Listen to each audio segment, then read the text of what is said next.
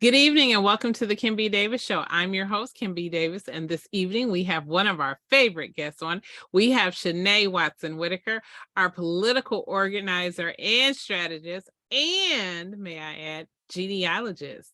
And this evening she's going to talk all about genealogy because she has this fascinating story, and we're going to learn all about it and how it works for us. Good evening and welcome to the show, Shanay. How are you? Hey, Kim, thank you for having me. I am okay. How about you? How are you today? I am great. I'm so excited to sit and talk with you. So let's get started. So first off, tell us, what is genealogy? Genealogy is the search of your ancestors, not just who they are, where they're from, the history behind who you are as a people. How they lived it's another example, how they worked, who they interacted with. Those are the things that you look for when you're looking for your family history. I tell people your history is American history, especially African Americans. So you really don't know until you deep dive, because you'll realize they're first in your family that you would have never thought of existed. Exactly. So Shanay, talk a little bit about what did genealogy tell you about your family, and were there any surprises? Yeah, there were several surprises. One, have an ancestor that fought in the Revolutionary War. Was free. His mother was free, so he was free. He fought in he fought there.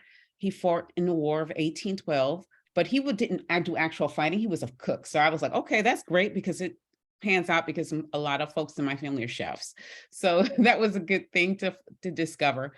And then that ancestor's grandchild fought in the Civil War. And they came out of Fayetteville, Kentucky. There was a base there that a lot of former enslaved Africans went to.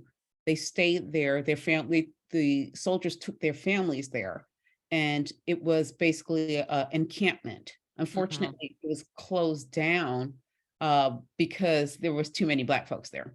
Wow. So there is a monument there that still exists to this day that acknowledges that. That ancestor of mine had died on June 18th, 1865, the same day my daughter was born. My daughter was born June 18th, 1998, and this ancestor died June 18th, 1865. He died from pneumonia. No, either pneumonia or bronchitis, one of the two. But it's amazing to find that out. And then realizing again, I know my cousin, is Jefferson Thomas of the Little Rock Nine. Trace that line as well, and to learn about our ancestors, where they came from, how they moved from North Carolina, from enslavement in North Carolina throughout the South, the Deep South, of course, to Mississippi. So finding that out and this is on my paternal side of my family, and then finding other relatives. And then on my mother's side, my mother's family's from the Caribbean. Her biological father is from Jamaica. Her mother's family's from St. Kitts Nevis. And finding out the history of my mother's last name, Skyers, and her ancestor's name was Sally Skyers, and she was enslaved in the early 1700s. And she gave birth to children of that slave owner. Don't like to talk about that, but I understand that history and where they were enslaved in Petersfield Plantation in Westmoreland, Jamaica, as well as other relatives, other ancestors from other parts, from the northeastern side of Jamaica, where the Blue Mountains are. Hope Bay, Buff Bay, that area of Jamaica, and it's Portland Parish, and OBA, that faith comes out of there, that region, which is of a Jamaican version of hoodoo. Interesting. So you also, the last time we talked, you talked about, where was it? Utah. Oh, Utah, Georgia. Yeah. Yes. Utah, Greene County, Alabama. That's my Watson. Yes. My maiden name is Watson. Yes. They had my ancestors were survivors of the 1870 Utah race riots, October 25th, 1870. They survived that Utah race riot, and Utah is spelled Eutaw, Greene County. And what happened was there was a election year that year, and I love telling this story, and this is during Reconstruction, so after the enslavement, and they were emancipated. In fact, I was looking up that ancestor's voting record yesterday. My ancestor William Watson was eligible to vote. During that time, there was the radical Republicans, those folks there, they were called carpetbaggers. They were down there recruiting Black folks to vote for the Republicans.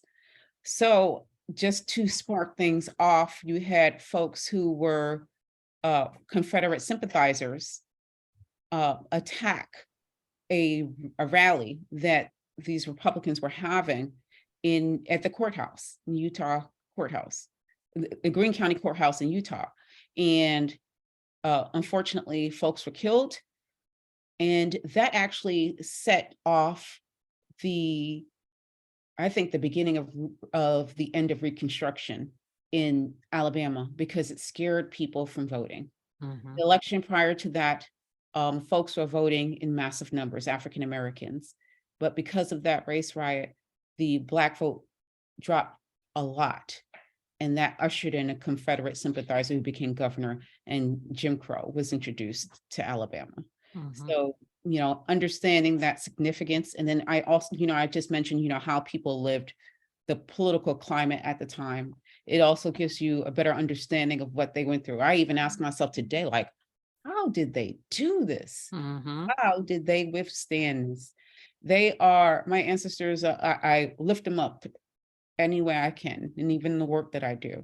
And I tell my kids the same thing. I talk about the importance of honoring them and the sacrifices they made, and to know that what happened in Utah, in Greene County, Alabama, triggered the worst of humanity outside of slavery in this country, outside of the Native genocide, So it's a compelling story. And unfortunately, a lot of people had to suffer because of that one massacre. They call it race riot massacre. I call it race massacre because it massacred our folks' right to vote. Exactly. Now, see, here's what's fascinating. You just gave me 3 sides of history. You talked about, and forgive me if I say this incorrectly, it was your mom's side of the family, her mother, correct, whose ancestor was a slave and who had children for her slave master. So that's part of history, because, oftentimes we romanticize what happens in the Caribbean. We're like, oh, it was wonderful. Slavery, I don't care where it was never wonderful. She was a baby having babies. Exactly. Do you remember how old she was? I don't, but she was a teenager. Yes, so she probably was 12, 13 years old. And when we look at 12 and 13 years old young women today, we would say they don't have the capacity to make that decision. So keep in mind, don't say, oh, well, that was a different time. Yes, it was a different time, and Black people were considered property. So you had no right to say no. So there, this whole notion of, oh, they were in love, that, that's just something that we created to make ourselves feel better. Not us feel better. I know. I'm saying us as Americans.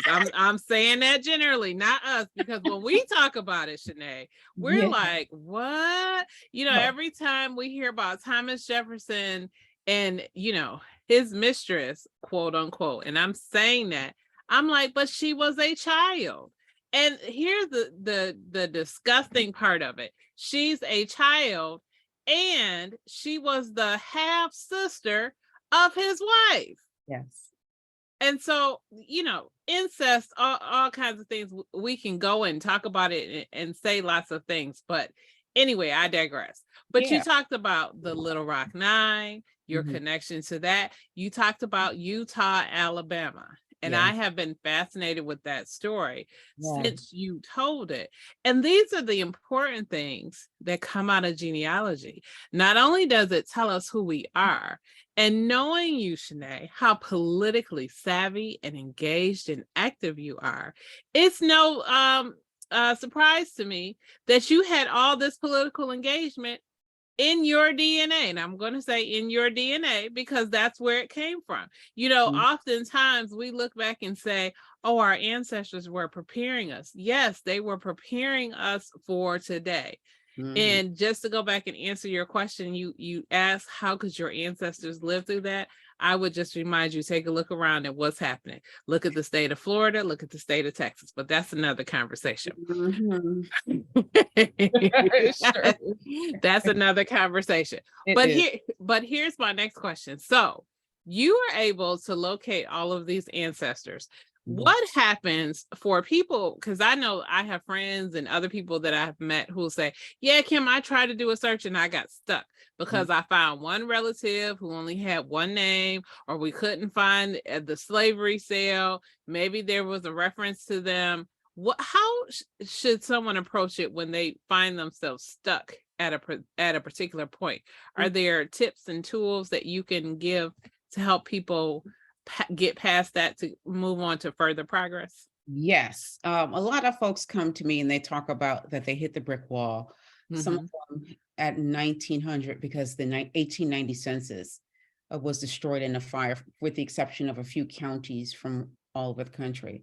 So what I ask people to do is to go to that state archive of records, because some of the states like Alabama have state censuses. New York is another example of a state census that you can look at that's outside of the federal records. I also ask people to go to their county. Some organizations have historical societies as well as genealogical societies, and they have records. They have marriage records, they have Civil War records, they have World War I, World War II records, and some even have Revolutionary War records.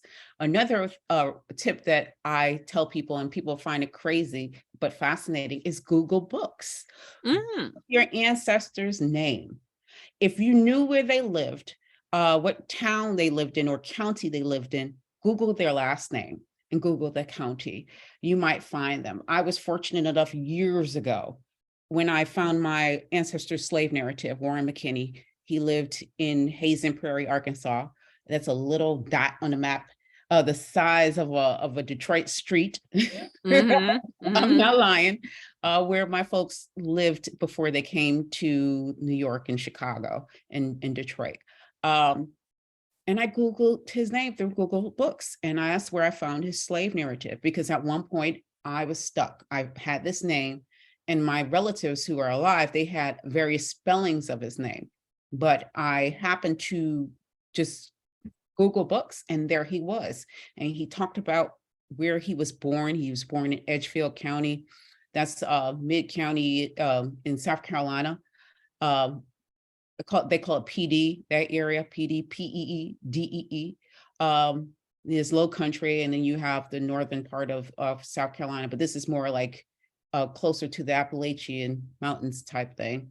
And I found his story. He was born in Edgefield. He gave the name of the person who enslaved him. His name was George Strother, who happened to be a Confederate soldier. And then I got tips about his wife. Where they were married. They were married in Edgefield, and I got her name. And then when I received her name, and her name was Amanda Mitchell, I looked back and I saw that her father, I found a census, the 1870 census, and her father's name was Joshua Mitchell, and he had a contract, what we call sharecropping contract with a J.A. Bland, who was a big slave owner in that area. So that's how I found out more about that ancestry and that history. And even in the slave narrative, he talked about his mother and what she went through and what she endured. So Google Books is another option that people don't look at, but those like state archives, especially if you have relatives in Georgia, Alabama, Mississippi, Arkansas, Tennessee, Florida, there are amazing archives. And Louisiana is divided by parish, amazing archives that you can look at. And if you even know the name of the folks who enslaved your family, some of them have family libraries, especially if they were very wealthy. And there they have the names of the folks they enslaved, how much they paid for them, any kind of like insurance that they have on your ancestor. You can find those documents, whether if another ancestor had passed on and they passed, they gave the enslaved African to another family member, or paid a debt with that enslaved person. So you can really find those records online, and they can help break down a wall. I can tell you just a quick story. Sure. My husband's family, his father's side, they are from Georgia, and they founded one of his ancestors named Stephen J. Talley founded a church in Kennesaw, Georgia, one of the oldest churches in that region. And that church is still there to this day. And that ancestor is buried at that church. So wow. if we decide to go to that church, we would see Stephen J. Talley and Mahali Talley in that church. As well as if you look in Google Books, we found pictures of those family members, and we found pictures of baptism, and we found pictures of the church, of folks from that church. So those are the things that I did to break down those walls, just using those resources, as well as your local library. Some places actually have areas dedicated to genealogy. One of my favorites is if you ever go to Memphis main library, upstairs up top, they have records from all over the South. Oh, wow. Okay. Then today, I know I encourage folks to, because that's what my third home is, to go to Memphis. You go to the Civil Rights Museum, you see where Dr. King was shot, but you also go to the Memphis Library. You go upstairs to on Poplar, and you spend a whole day there. If you want to look up your relatives and who they are, it's actually there written in stone and in paper. And I've done that quite a few times too. Okay. Exciting. Wow. See, these are things that most people just don't know. And if you like, Kim, at the end of the recording, I will send you a one-pager, like with some of the stuff that I referenced, like those free sites that people can use to find their ancestors as well. That would be great. Okay, so Shanay, last question, because this has been a fascinating conversation. What should people expect when they're doing their genealogical search? Because I've heard some stories. As you said, some people find relatives, other people find out, oh, you're not my father. I thought you were. Or you're not my mother. I thought you were. Yeah. Yes. In fact, it's happened in my own family as well. Finding out that relatives have extra families. You know, I'm not going to say the names because they don't bad, but I understand. There are times that's the tricky part about it, that you might discover things that other people did not want you to know. And they don't want you to talk about. So you have to tread lightly. I know folks, the first thing genealogists would say to folks, especially in African-American families, is to talk to the oldest member of your family, record them, if they have the family Bible, to start there. But there are certain things that, you have to be very mindful. Our folks kept a lot of secrets, and DNA testing and even ancestry research will show that they have other things going on.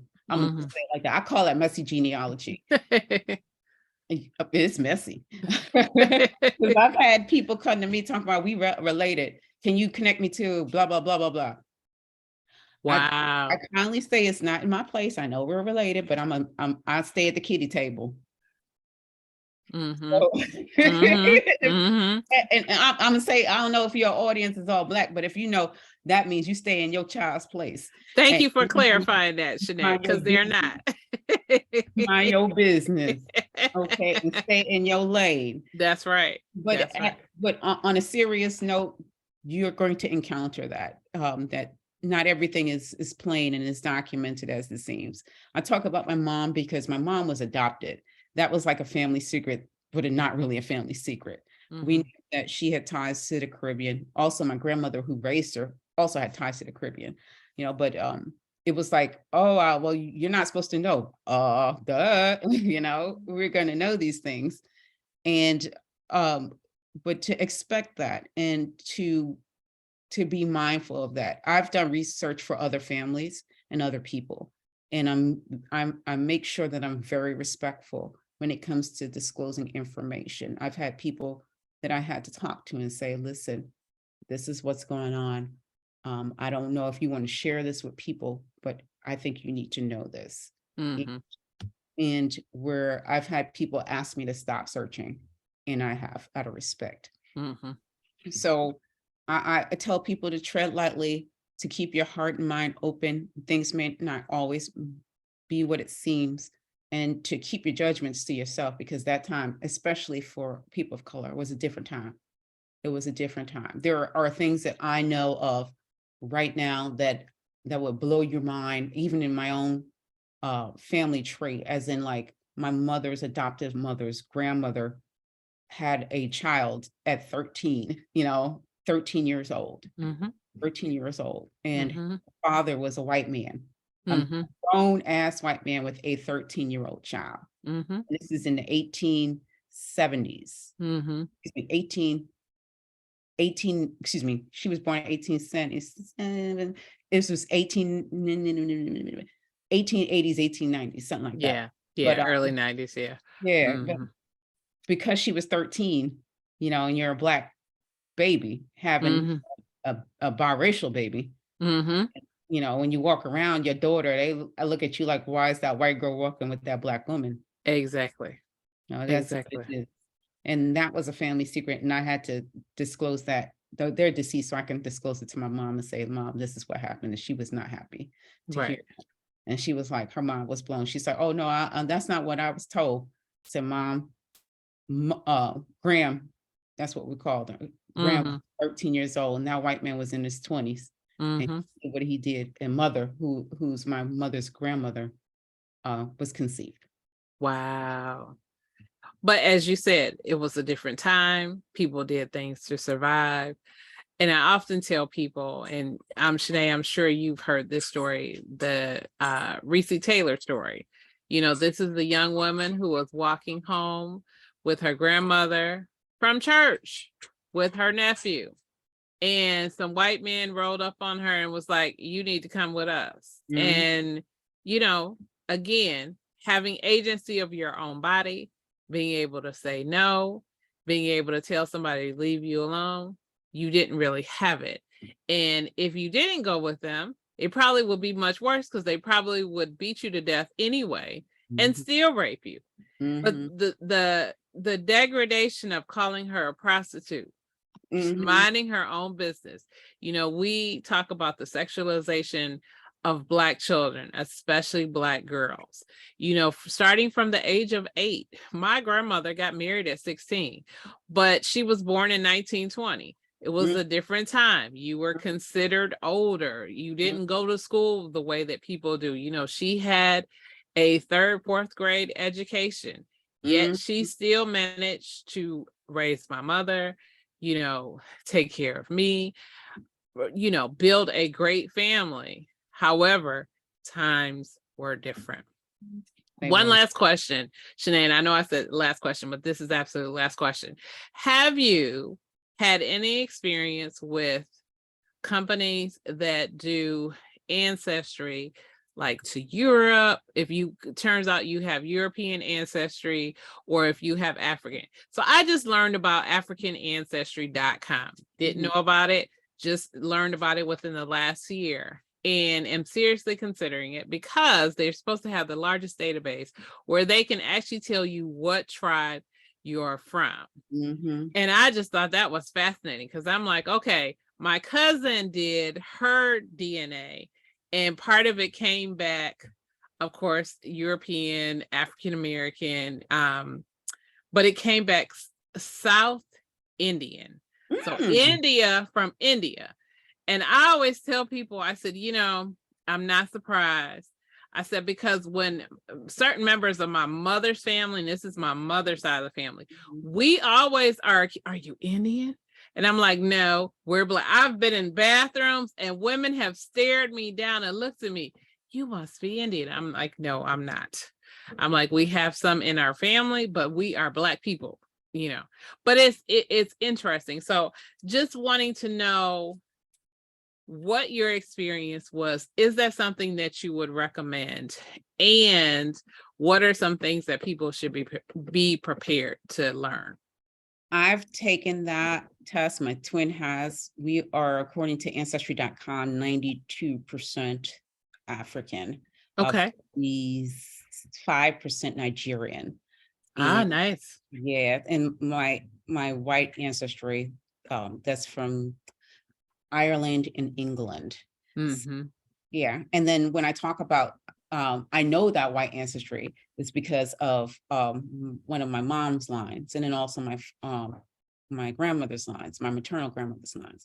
So, Mm-hmm. we talked about Sally Skyers, who's the Jamaican ancestor, and the white man that she was with. His name is Henry Shirley, and the Shirley family, they go back to England.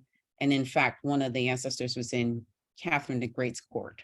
Oh, So wow. that's a good thing. That's one good thing you find out about it, and the fascination with history and all that. So that's what I did. And then it's also 23andMe. My twin took 23andMe, and that's also very extensive as well. People do have concerns about their DNA being given to the government, which is understood. And I understand that. And I know that there have been instances where people have used their DNA to Yes. get convictions of crime, Yes. Yeah. prosecute people for crimes. So that's something you have to think about as well. Now, the African ancestry, I haven't taken it yet. I'd love to know what tribes my family's from. I could say tribes because, diversity in being Black is that there are different tribes in Africa. So, you could say I'm Black, but, you might be Igbo, you might be Yoruba, Yes. there are other tribes, you might be Mende, Khoisan. So like Kenny has Khoisan ancestry. So when I talked to him, I was like, yo, that's phenomenal. And he's like, what do you mean? I said, that's like one of the oldest human beings in humanity in our history. Oh, wow. And they're in South Africa, that area. Okay. So hearing that, it's a tremendous. So I would encourage everybody to do so. I know that in 23andMe, we have a third cousin, Nigerian cousin, 100% Nigerian. So we know that one branch is connected to that person. And that ancestor was born in the 1850s, 1860s. Okay. So, don't know how they came to the Americas. I'm like, okay, that's weird. But the transatlantic slave trade was different. That's, as you know, what happened with the Clotilda ship post the ban of the transatlantic exploitation of Black folks and then bringing the Black folks to America. There was folks still smuggling in enslaved Africans. So that was a theory of mine that I am going to stick with until I find something else. And you're absolutely correct. And let's just, for our listening audience, the Clotilda was recorded to be the last slave ship to come to America, but the slaves decided, no, we're not doing this, and marched themselves to the water. Is that correct? And they made a home in Africantown in Alabama, and they still there today. Questlove is actually a descendant of one of those folks, and it was on the Henry Louis Gates show. Yes, I saw that. Definitely. If you have roots in Southern Alabama, check that out. Right. And those are the great things that you learn about genealogy and finding out about yourself and history. Thank you so much, Shanay, for coming on and talking to us about genealogy and history. Tell us where we can find you and how we can reach you. Well, you can find me on Twitter, LaFemme. It's LAFEMME_Negrita. N is in Nancy, EGRITA. So that's where you can find me. And I talk a lot about genealogy on Twitter And sometimes I do threads and I give tips and tricks on how to locate your ancestors. I specialize in African American as well as Caribbean ancestry. Awesome. Awesome. Thank you, Shanay, for being on. We hope that you will join us next month for another exciting topic, possibly on genealogy or maybe politics, maybe both. We never know because there's so much that's happening. Oh, it's so intersectional. You already know. Yes, it is. It happened before, it might happen again. Absolutely. Absolutely. Thank you guys for tuning in to the Kim B. Davis Show. You know, you can find me on Facebook, Instagram, Twitter, Snapchat, TikTok, LinkedIn, everywhere on social media. And it's Kimberly Batchelor Davis. Bachelor is spelled BATCHELOR. You can see this show on youtube.com/Kimberly Batchelor Davis. You can hear this show on Apple, Spotify, Stitcher, Google, and Wisdom. You can learn more about me as an author at kimbdavis.com. Thank you again for tuning in. I hope you'll join us on our next episode. And as always, remember, be magnificent.